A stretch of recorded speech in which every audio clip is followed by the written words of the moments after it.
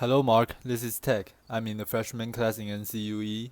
My student number is 11. Today I'm going to read you a speech which is given by Joshua Foer, Feats of Memory Anyone Can Do. I'd like to invite you to close your eyes. Imagine yourself standing outside the front door of your home. I'd like, I'd like you to notice the color of the door, the material that it's out of. Now, visualize a pack of overweight nudists on bicycles. Laughter. They are competing in a naked bicycle race, and they are headed straight for your front door. I need you to actually see this. They are pedaling really hard. They are, they are sweating. They are sweaty. They are bouncing around a lot, and they crash straight into the front door of your home. Bicycles fly everywhere. Wheels roll past you. Spokes end up in awkward places. Step over the threshold of your door into your foyer, your hallway, whatever's on the other side, and appreciate the quality of the light. The light is shining down on Cookie Monster. Cookie Monster is waving at you from his perch on top of a tin house. It's a talking horse. You can practically feel his blue fur tickling your nose. You can smell the oatmeal ration cookie that he's about to shovel into his mouth. Walk past him into your living room. In your living room, in full imaginative broadband, picture Britney Spears. She's scantily clad.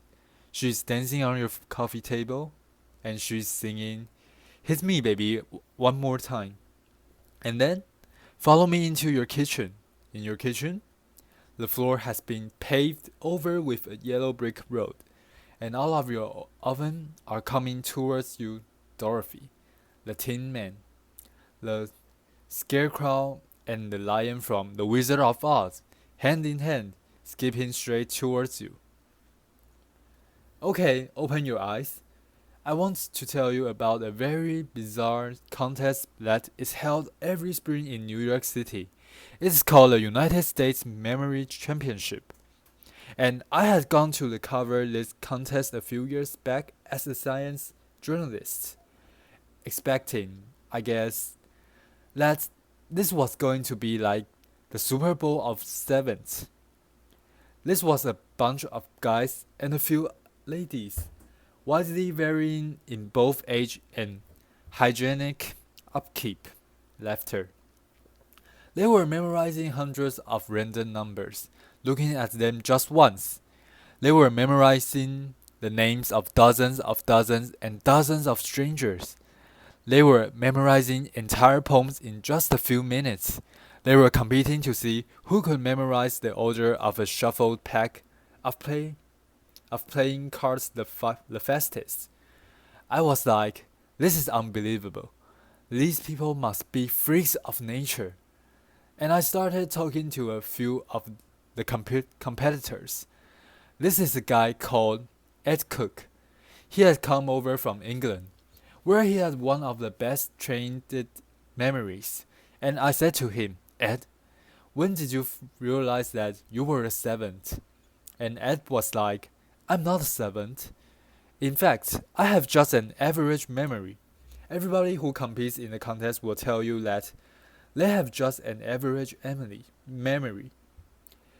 We have all trained ourselves to perform these utterly miraculous feats of memory using a set of ancient techniques.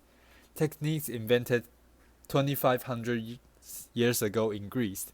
The same techniques that Cicero had used to memorize his speeches, that medieval scholars had used to memorize entire books. And I said, wow, how come I never heard of this before? And we standing outside the competition hall, and Ed, who is a wonderful, brilliant, but somewhat eccentric English guy, says to me, Josh, you're an American journalist. Do you know Britney Spears? I'm like, what? No, why? Because I really want to teach Britney Spears how to memorize the order of a shuffled pack of playing cards on US national television. It will prove to the world that anybody can do this. Laughter. I was like, well, I'm not Britney Spears, but maybe you could teach me. I mean, you've got to start somewhere, right? And that was the beginning of a very strange journey for me. I ended up spending the better part of the next year not only training my memory, but also investigating it, trying to understand how it works, why it sometimes doesn't work, and what its potential might be. And I met a host of really interesting people. This is a guy called EP. He's an amnestic who had very possibly the worst memory in the world. His memory was so bad that he didn't even remember he had a memory problem, which is amazing. And he was this incredibly tragic figure, but he was a window into the extent to which our memories make us who we are. At the other end of the spectrum, I met this guy. This is Kim Peek. Kim Peek. He was the basis of Dustin Hoffman's character in the movie Rain Man.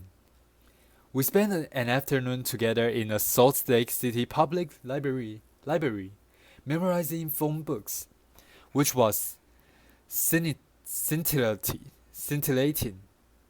laughter. And I went back and I read a whole host of memory treatises written 2,000 plus years ago in Latin, in antiquity, and then later in the Ages, and I learned a whole bunch of really interesting stuff. One of the really interesting things that I learned is that once upon a time, this idea of having a trained, disciplined, cultivated memory was not nearly so alien as it would seem to us to be today. Once upon a time, people invested in their memories, in laboriously furnishing their minds. Over the last few millennia, we have invented a series of technologies, from the alphabet to the scroll, to the codex, the printing press, photography, the computer, the smartphone, that have made it progressively easier and easier for us to externalize our memories, for us to essentially outsource this fundamental human capacity. These technologies have made our modern world possible, but they have also changed us. They have changed us culturally. And I would argue that they have changed us cognitively. Having little need to remember anymore, it sometimes seems like we've forgotten how. One of the last places on earth where you still find people passionate about this idea of a trained, disciplined, cultivated memory is at the totally singular memory contest. It's actually not that singular. There are contests held all over the world, and I was fascinated. I wanted to know, how do these guys do it? A few years back, a group of researchers at University College London brought a bunch of memory champions into the lab. They wanted to know, do these guys have brains that are somehow structurally, anatomically different from the rest of ours? The answer was no. Are they smarter than the rest of us? They gave them a bunch of cognitive tests, and the answer was not really. There was, however, one really interesting and telling difference between the brains of the memory champions and the control subjects that they were comparing them to. When they put these guys in an fMRI machine, scanned their brain while they were memorizing numbers and people's faces and pictures of snowflakes. They found it that the memory champions were lighting up different parts of the brain than everyone else. Of note, they were using, or they seemed to be using, a part of the brain that's involved in special memory of and navigation. Why? And is there something that the rest of us can learn from this? The sport of the competitive memorizing is driven by a kind of arms race where every year somebody comes up with a new way to remember more stuff more quickly, and then the rest of the field has to play catch up. This is my friend Ben Pritmo, three-time world memory champion. On his desk in front of him are 36 shuffled packs of playing cards that he's about to try to memorize in 1 hour, using a technique that he invented and he alone has mastered. He used a similar technique to memorize the precise order of 4,140 random binary digits in half an hour. Laughter. Yeah. And while there are a whole host of ways of remembering stuff in these competitions, everything, all of the techniques that are being used, ultimately come down to a concept that psychologists refer to as elaborative encoding. And it is well illustrated by a nifty paradox known as the Baker-Baker paradox, which goes like this. If I tell two people to remember the same word, if I say to you, remember that there is a guy named Baker, that's his name, and I say to you, remember that there is a guy who is a baker, okay? And I come back to you and at some point later on and I say, do you remember the word that I told you a while back? Do you remember what it was? The person who was told his name is Baker is less likely to remember the same word than the person who was told his job is a baker. Some words, different amount of remembering. That's weird. What's going on here? Well, the name Baker doesn't actually mean anything to you. It is entirely untethered from all of the other memories floating around in your skull. But the common noun baker, we know bakers. Bakers wear funny white hats. Bakers have flour on their hands. Bakers smell good when they come home from work. Maybe we even know a baker. And when we first hear the word, we start putting these associational hooks into it.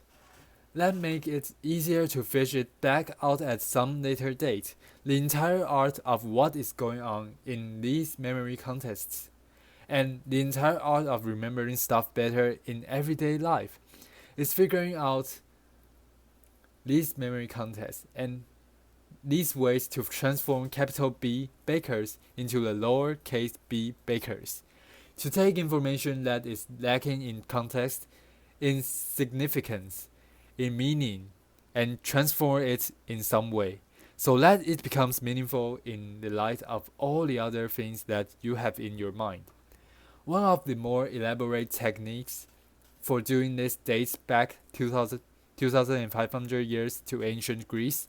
It came to be known as the Memory Palace. The story behind its creation goes like this. There was a poet called Simonides who was attending a banquet. He was actually the hired entertainment, because back then, if you wanted to throw a really slamming party, you didn't hire a DJ, you hired a poet. And he stands up, delivers his poem from memory, walks out the door, and at the moment he does, the banquet hall collapses, kills everybody inside. It doesn't just kill everybody, it mangles the bodies beyond all recognition. Nobody can say who was inside. Nobody can say where they were sitting. The bodies can't be properly buried. It's one tragedy compounding another. Simonides, standing outside, the sole survivor amidst the wreckage, closes his eyes and has this realization, which is that in his mind's eyes, he can see where each of the guests at the banquet had been sitting, and he takes the relatives by the hand and guides them each to their loved ones amidst the wreckage. What Simonides figured out at the moment is something that I think we all kind of intuitively know, which is that as bad as we are remembering names and phone numbers and word for word instructions from our colleagues, we have really exceptional visual and special memories. If I asked you to recount the first 10 words of this story that I just told you about Seminites, chances are you would have a tough time with it. But I would wager that if I asked you to recall who is sitting on the top of talking 10 horse in your foyer right now, you would be able to see that. The idea behind the memory palace is to create this imagined edifice in your mind's eye and populate it with images of the things that you want to remember. The crazier, the weirder, more bizarre, funnier, raunchier, stinkier the image is, the more unforgettable it's likely to be. This is advice that goes back 2,000 plus years to the earliest Latin memory treatises. So, how does this work? Let's say that you have been invited to TED Center stage to give a speech, and you want to do it from memory, and you want to do it the way that Cicero would have done it if he had been invited to TED Rome 2,000 years ago. After, what you might do is picture yourself at the front door of your house, and you'll come up with some sort of crazy, ridiculous, unforgettable image to remind you that the first thing you want to talk about is this totally bizarre contest. Laughter. And then you would go inside your house and you would see an image of Cookie Monster on top of the Mr. Ed. And that would remind you that you would want to then introduce your friend Ed Cook. And then you would see an image of Britney Spears to remind you of this funny anecdote you want to tell. And you'd go into your kitchen. And the fourth topic you were going to talk about was the strange journey that you went on for a year. And you would have some friends to help you remember that. This is how Roman orators memorize their speeches, not word for word, which is just going to screw you up, but topic for topic. In fact, the phrase topic sentence. That comes from the Greek word topos, which means place. That's a vestige of when people used to think about oratory and rhetoric in these sorts of special terms. The phrase in the first place, that's like in the first place of your memory palace. I thought this was just fascinating, and I got really into it.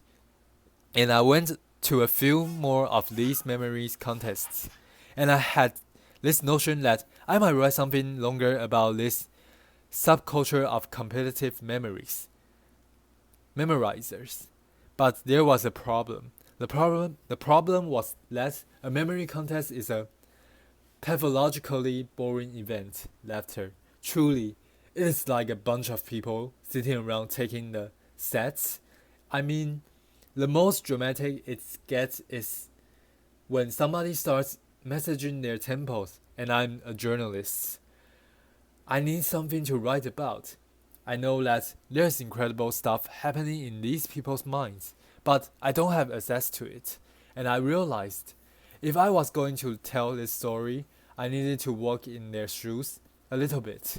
And so I started trying to spend 15 to 20 minutes every morning before I sat down with my New York Times, just trying to remember something. Maybe it was a poem, maybe it was names from an old yearbook that I bought at the flea market, and I found that this was shockingly fun. I never would have expected that. It was fun because this is actually not about training your memory. What you're doing is you are trying to get better and better at creating, at dreaming up. These utterly ludicrous, raunchy, hilarious, and hopefully unforgettable images in your mind's eyes. And I got pretty into it. This is my wearing my standard competitive memorizers training kit. Laughter. It is a pair of earmuffs and a set of safety goggles that have been masked over except for two small pinholes, because distraction is the competitive memorizer's greatest enemy. I ended up coming back to that same contest that I had covered a year earlier, and I had this notion that I might enter it, sort of as an experiment in participatory journalism. I it had made, I thought, maybe a nice epilogue to all my research. Problem was, the experiment went haywire. I won the contest. Laughter, which really wasn't supposed to happen. Applause.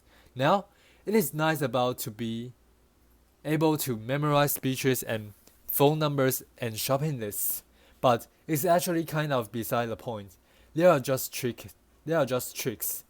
They work because they are based on some pretty basic principles about how our brains works, and you don't have to build in memory palaces of memorizing packs of playing cards to benefit from a little bit of insight about how your mind works.